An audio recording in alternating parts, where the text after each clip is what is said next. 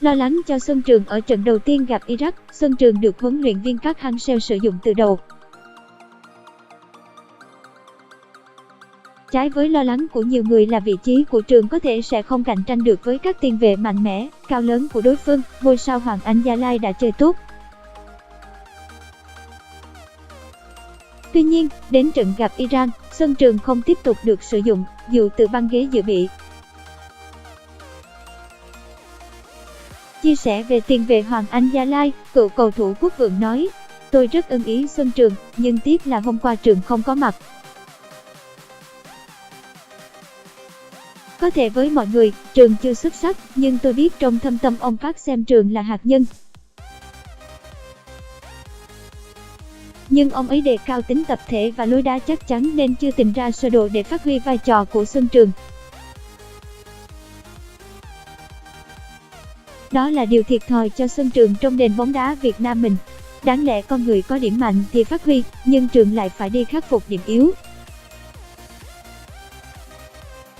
Trong khi điểm mạnh là chuyền bóng của Trường thì Việt Nam không ai có. Còn những thế mạnh như của Đức Huy, Huy Hùng, Hùng Dũng có rất nhiều. Họ cản phá hay hơn Trường. Tiếc là chúng ta không dùng Trường ở thế mạnh của cậu ấy." Khi được hỏi liệu có phải đang lo lắng cho tương lai xa, Xuân Trường sẽ khó lòng được trọng dụng để tỏa sáng hay không, Quốc Vượng lại nêu ra trường hợp Phan Như Thuật để so sánh. "Tôi không lo Trường về lâu về dài không có đất dùng. Bóng đá ngày càng phát triển, một ngày nào đó ở Việt Nam, đội tuyển quốc gia sẽ không bằng câu lạc bộ, như Real Madrid chẳng hạn. Nếu Trường đá cho một câu lạc bộ lớn thì sẽ có nhiều người biết. Nhưng tôi lo Trường sẽ giống Phan Như Thuật ngày xưa, chuyền bóng rất tốt nhưng suốt ngày lo bổ sung cái yếu, mà không lo bổ sung cái mạnh. Điều này thì do áp lực thành tích và do cả huấn luyện viên. Ví dụ, em không thể muốn Ozil phòng ngự, nhưng chuyền bóng không ai bằng. Ai muốn Ozil phải toàn diện là không thể. Muốn dùng Trường thì phải có lá chắn tốt để cậu ấy chuyên tâm làm bóng. Còn đưa Trường làm tiền vệ phòng ngự thì khó thành công trừ khi đá với Lào." Cựu cầu thủ xứ Nghệ đề cập thêm về Xuân Trường, cùng các bạn đồng lứa Công Phượng, Tuấn Anh. "Trường rất tốt, trong số cầu thủ sau này thì Trường khiến tôi thấy sức hút lớn. Trường đá rất hiện đại nhưng bóng đá là môn chơi tập thể.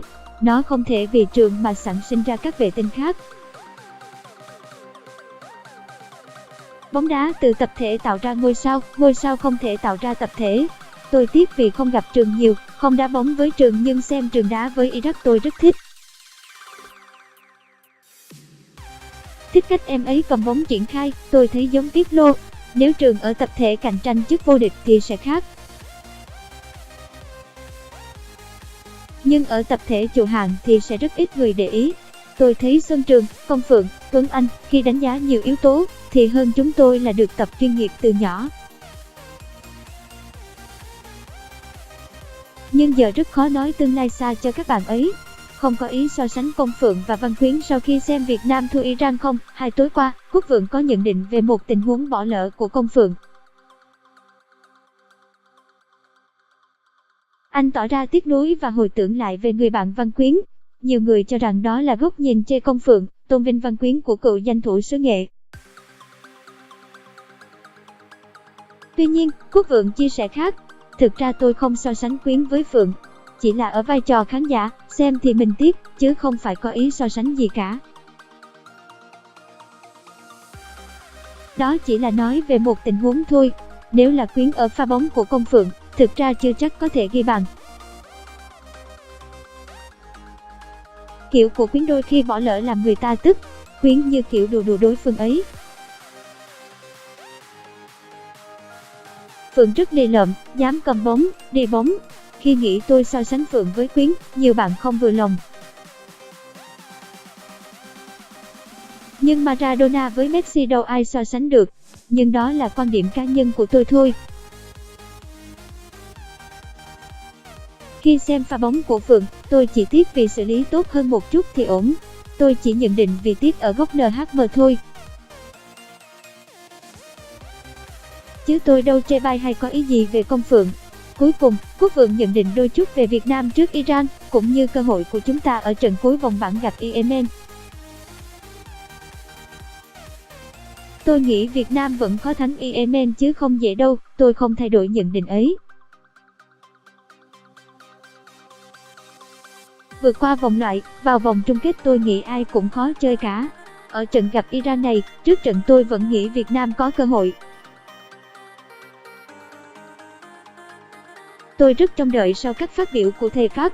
Ở góc độ cựu cầu thủ, tôi cũng để ý xem ông Park tạo được bất ngờ gì trước Iran hay không. Nhưng phải nói, dù có thắng Iran một trận, cũng chưa phải để bóng đá Việt Nam phát triển được.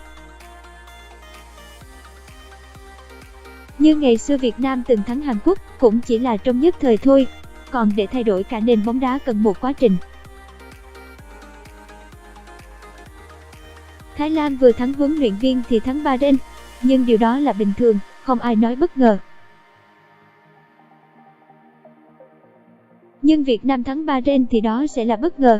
Việt Nam chúng ta vẫn đang đi tìm vị thế. Tôi thấy ổn về đội, anh em đã cố gắng hết sức, nhưng có nhiều yếu tố chống lại Việt Nam.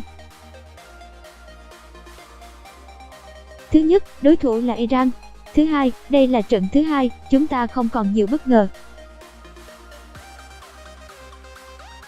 Thứ ba, sau khi thua trận đầu thì niềm tin của NHM vào đội giảm, và điều này chắc chắn ảnh hưởng tới các cầu thủ. Đó là những điều không thay đổi được, cần thời gian. Để lên vị thế như Thái Lan bây giờ thì chúng ta cần thời gian.